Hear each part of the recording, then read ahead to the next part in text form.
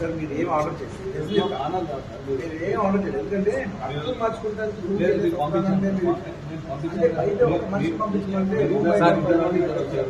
Sir నాకు తీసుకెళ్తాం తప్పలేదు, వెహికల్ తప్పలేదు కాదు, ఇదంతా తప్పలేదు. అది బెడ్రూమ్ బయటకు వచ్చి బెడ్రూమ్ నుంచి వెళ్ళిపోవడం, స్కూల్ నుంచి వాళ్ళని చేశారు. అది ఇది మీకు తప్పకుండా నేను చెప్తున్నా, ఇది మంచి విషయం కాదు.